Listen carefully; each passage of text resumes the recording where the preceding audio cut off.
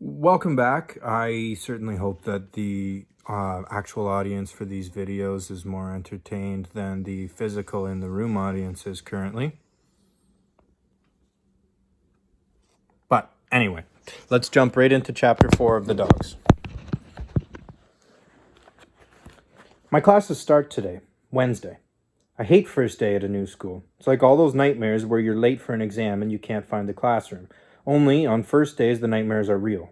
Where is everything? Who is everybody? What am I doing here? Worse, it's October. Everyone will be in their cliques. Actually, around here, I'll bet they've been in their cliques since kindergarten. The hardest part of first days, though, is keeping track of my lies. New kids get asked so many questions, but it's not like I can be honest.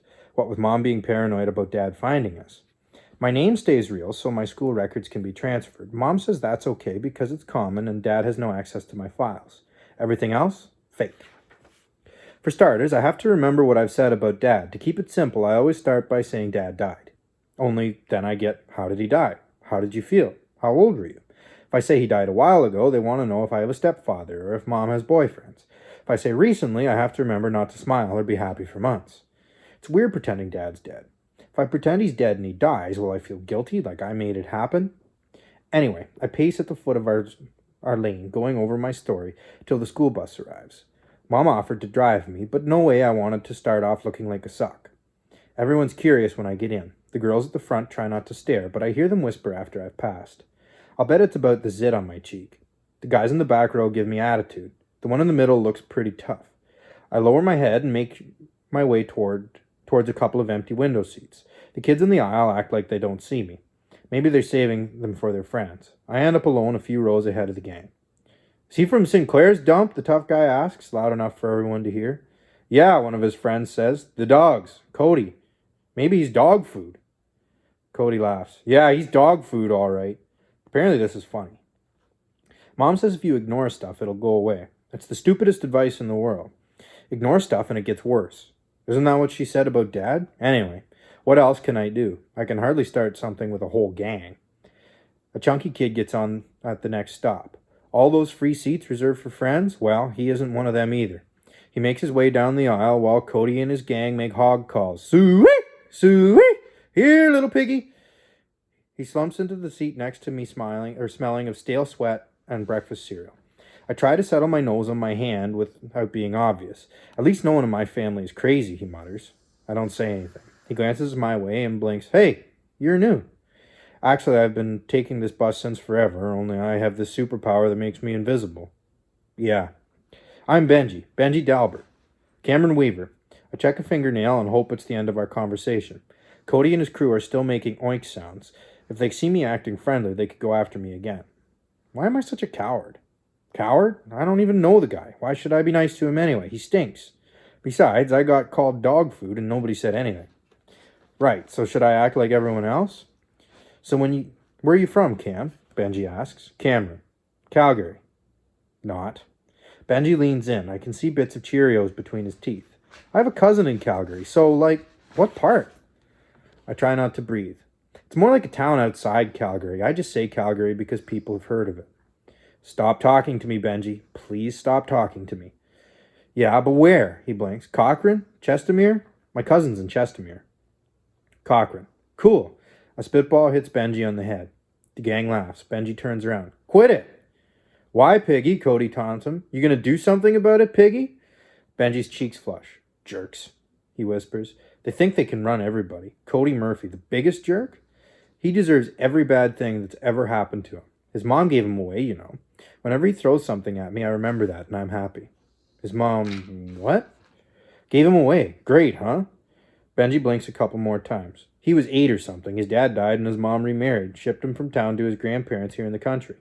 Harsh. Not harsh enough, Benji grins. Anyway, what are you doing here? I mean, you weren't born here, and it's not like any farms around Wolf Hollow are ever for sale. Did your folks split up? Are you staying with relatives? Mom's rented a farmhouse. I look out the window. You're in Mr. Sinclair's old place? Shh! Keep it down. Yeah, how do you know? Because I've only lived here since I was born, and it's the only empty house on the whole bus route. So, hey, is it haunted? I look back. Haunted? It should be, Benji said. He's weird. Who? Sinclair. Who do you think? Don't ever get alone with him. How come? He's got a sausage maker in his barn. He could end up in a meat pie. Give me a break. It's what kids say anyway. I warned you. Two girls get on the bus and sit at the front with their girlfriends. Cody's gang catcalls and snickers. For the rest of the ride, I watch the fields go by while Benji goes on and on about the 4-H Club, which apparently stands for Head, Heart, Hands, Health, and has fall fair competitions for teenagers, and is really fun, and I should join. And his grandfather was a local leader till he got paralyzed by a stroke and ended up in the town nursing home. Blah, blah, blah, blah, blah. Anyway, it beats him asking me questions about my who, when, where, why. The bus pulls into the parking lot. Benji stays seated, eyes down, letting Cody's crew get off first. A couple of their gym bags accidentally bang against the side of his head. He pretends not to notice. We're the last up the aisle. By the time we're out, Cody's gang is having a smoke at the side of the highway. Maybe I'll see you at lunch? Benji asks as we head in the front door. Sure, maybe. Great, something else to worry about. Hurting his feelings or joining the loser crowd on the first day, as if I haven't already. The morning's a blur of introductions in the office, guidance, and my first 2 classes. There are way more kids here than I figured. Wolf Hollow may be a hiccup, but students are bused from all over the county. That's why it's built on the countryside of the bridge to town. At lunch, I go into the caf, concentrating on my guidance stuff and pretending I don't see Benji waving me over to a table with a bunch of other guys who look like they smell. I sit by myself in the corner, facing away from everyone, and pull a bag sandwich and a Coke out of my knapsack. The caf's pretty loud. Chairs squeal as they're scraped over the cement tiles. There's a bunch of announcements on the PA that everyone yells over, and somewhere there's a kid with a laugh so shrieky you'd swear he was on helium. How long will I be putting up with this crap before Mom and I move again? All of a sudden, Cody's gang crowds around me. He and a buddy plunk down on either side and stare as if daring me to look at them. I do. Not for long, but enough to say I'm not afraid, which I am, and they know it. So Cam, Cody says, is that your name? Cam? Cameron. Sure. So Cam, how come you're not with your pal Piggy? I don't know. How come you're not with your mother? Why would I be, I say. Cody's friends snicker. He stinks, huh? Cody says, testing me. How would I know? You sat beside him. He sat beside me. Either way, or maybe you don't smell stink. Is that it? After all, you live in Sinclair's dump. Right, Cam? I force myself not to shake. Why are you doing this? Doing what? Yeah, doing what? The buddy on his right echoes. You know. Cody puts his arm around my shoulders. You're new. We're just getting acquainted is all. I'm Cody. This here's Brandon, Mark, Luke, Dave. We're letting you know who's who, what's what. Yeah, okay, I nod, like that even makes sense. So anyway, Cam, Cody says, real low, what we want to know is, late at night, do you hear the dogs? What dogs? You know. The dogs. I don't know, I swallow hard. Tell me. Why, you scared, Cam? His buddies laugh, but not like anything's funny. No, I lie, what's to be scared of? Cody squeezes my shoulder hard. You live in Sinclair's dump, you'll find out. He gets to his feet and saunters out of the caf. His buddies follow, laughing and barking. Everyone's staring at me. Are they laughing too? I dump my trash in the garbage, lock myself in the bathroom stall down the hall, and rest my feet on the edge of the lid so no one will know I'm here. Cody, his gang. I feel sick. But forget about them. What's the deal with Sinclair and the dogs? Nothing's the deal. Cody was just out to freak me. Show me who's boss. That's what guys like him do. All the same.